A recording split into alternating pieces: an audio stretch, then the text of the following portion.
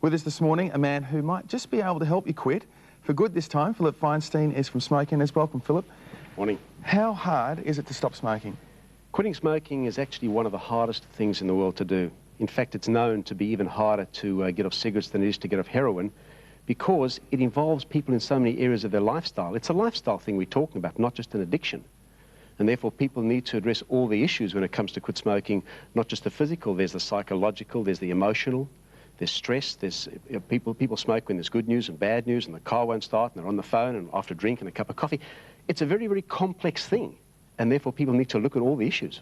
So how, is there a simple way to stop smoking?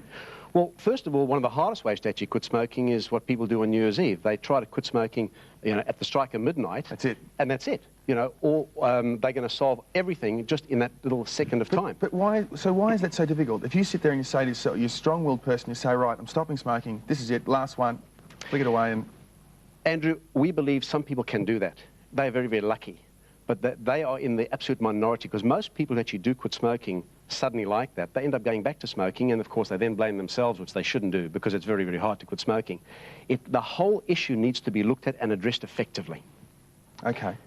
Now, of course, there's many, many sides to it, apart from psychological and social and emotional. For example, people who actually quit smoking very often think that they're going to be gaining weight. A lot of women think that way. I think that's a valid point, because most people think, like I've got friends of mine who say, getting ready for a wedding or something, especially girls, and they say, I'll smoke and drink coffee and I'll stay thin, and they worry that if they stop smoking, they'll pork up. What they don't realise, it isn't the process of quitting smoking that gets them to actually gain weight. It's the fact that they then start substituting food for every single cigarette, because every time a person has a cigarette, they have about 10 puffs, which means that their hand is touching their mouth about 10 times per cigarette. A person smokes 20 a day, they're touching their mouth 200 times a day, 30 days, 300 times a day. Over a year, it's 100,000 times a day. Unless they break this hand-to-mouth routine, they then start substituting sweets and chocolates and lollies and Mars bars. Of course they're going to be gaining weight. They need to be very, very aware that there's a change in their metabolic system as well. So the whole weight issue needs to be addressed in conjunction with stopping smoking, and that's what we do. And then also there's mood swings as well. You get narky and angry at everyone. And that's right. Well, again, it gets back to those poor people who try to quit smoking on New Year's Eve to change everything overnight. And of course, it's like losing a close friend. In fact, a lot of people, when they actually quit smoking, there's tears involved, because it's a lifestyle issue that they're suddenly changing. So sure, they can become irritable unless, again, they identify all the issues. The smoking, in actual fact, Andrew, in many, many ways, is in fact a Band-Aid that the person is in fact using to cover up the self-pity, the boredom, the anxiety, etc., etc. Okay, well, we've got some tips. Why don't you help us through some of those? Well, okay, first of all, when a person does in fact quit smoking, because the metabolic rate is changing, they need to, for example, do more exercise.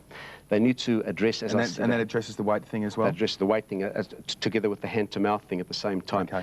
They need to look at other areas of their lifestyle. For example, if they are a very heavy coffee drinker, now coffee contains caffeine, and caffeine does the same thing as nicotine, makes the blood vessels constrict, makes the heartbeat faster.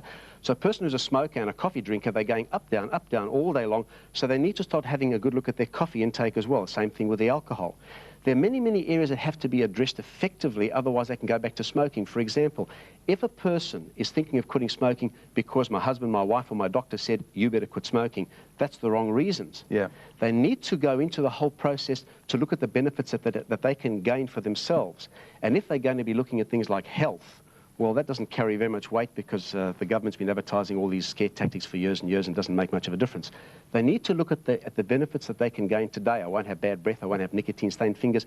They need to look at all the advantages that they can gain now, not sometime in the future. And the bottom line must be, the person has to want to stop smoking. You can't try and stop smoking because your wife or your husband wants you to. That's right, that's right. It has to come from self, although we know that something like 90% of all smokers have had thoughts of quitting smoking. But it's a very, very hard thing for many, many people to actually get professional help, whether it be from us or anyone else. They feel it's degrading. Okay.